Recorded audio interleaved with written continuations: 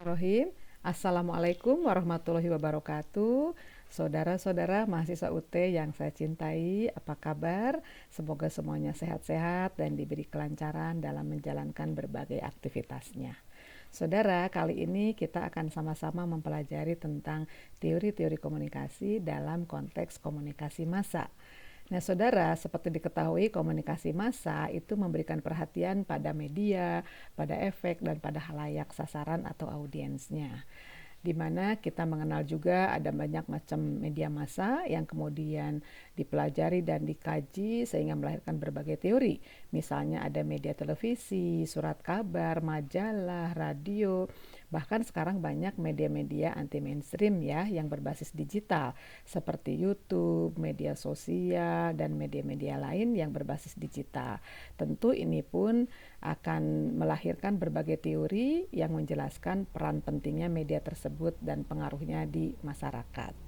Lalu fungsi media secara umum juga saudara sudah diketahui oleh kita ya. Fungsi pertama adalah to inform, untuk menyebarkan berbagai informasi, pengetahuan baru. Lalu to educate, untuk mendidik masyarakat, dan to entertain atau memberikan hiburan. Selain itu, saudara juga harus mengenal potensi dan kekuatan media massa, di mana kekuatan media massa ini antara lain bisa melahirkan atau membangun opini publik, ya, bisa menciptakan dan mendidik, bisa memberikan hiburan, dan bisa mengerahkan partisipasi sosial dalam pembangunan.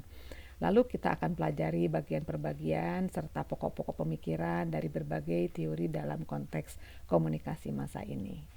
Pertama, teori-teori dalam konteks komunikasi massa itu menekankan pada efek, media, dan halayak ya, di mana efektivitas pesan melalui media massa itu ditekankan pada penelitian tentang propaganda, pengaruh kampanye, persuasi dalam periklanan ya, pengaruh media terhadap keputusan politik, pengaruh media dalam pemilihan umum, pengaruh media dalam membangun peradaban atau budaya baru, serta penelitian komunikasi massa atau media ini berkembang terus-menerus, akhirnya melibatkan juga pendekatan sosiologis dan psikologis, khususnya psikologi sosial.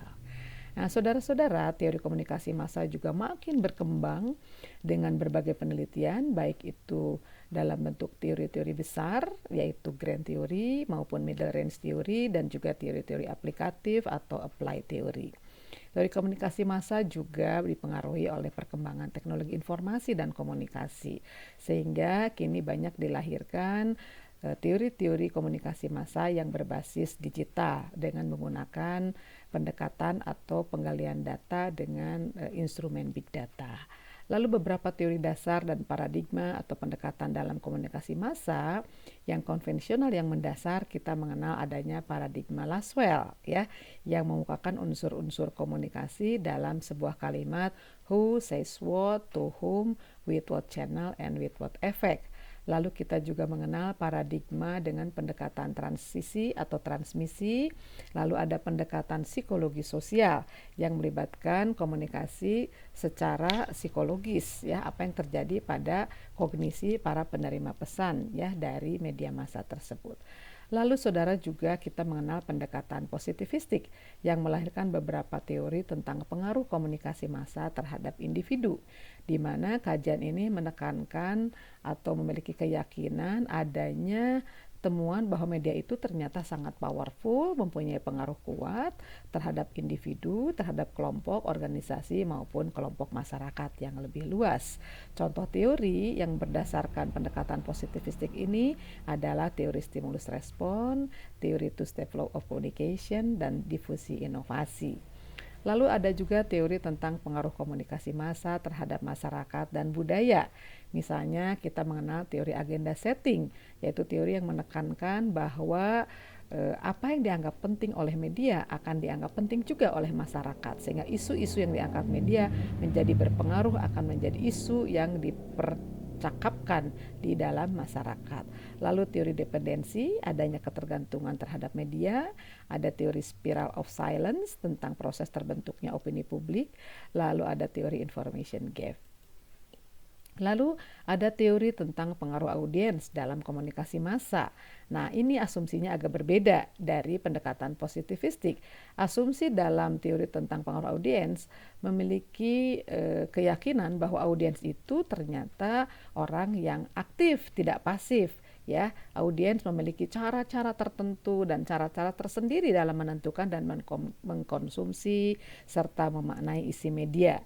Lalu ada asumsi bahwa faktor-faktor psikologis, faktor sosiologis itu menentukan dan menggerakkan seseorang dalam menggunakan media, serta bagaimana seseorang menggunakan media untuk memenuhi kebutuhan informasinya itu juga digerakkan oleh kebutuhan psikologis dan sosiologisnya. Contoh teorinya kita mengenal ada teori uses and gratifications, ada teori information seeking, ada teori uses and effect dan sebagainya. Sekian saudara untuk pengantar tentang teori-teori komunikasi dalam komunikasi massa. Silahkan saudara bisa gali dan pelajari secara lebih rinci berbagai teori-teori yang sudah saya sebutkan tadi dan teori-teori lain ya, karena kita tadi mengenal adanya teori-teori yang berbasis teknologi digital ya, tentang media-media digital. Untuk itu silahkan baca jurnal-jurnal mutakhir penelitian terbaru tentang komunikasi massa yang berbasis media digital. Juga silahkan baca juga modul dan buku-buku lain yang relevan. Dan saya juga memberikan semangat untuk tetap mengerjakan tugas dan kuis dengan sebaik-baiknya sehingga ilmunya betul-betul bisa bermanfaat. Demikian untuk pengantar kali ini. Billahi taufiq wal hidayah. Assalamualaikum warahmatullahi wabarakatuh.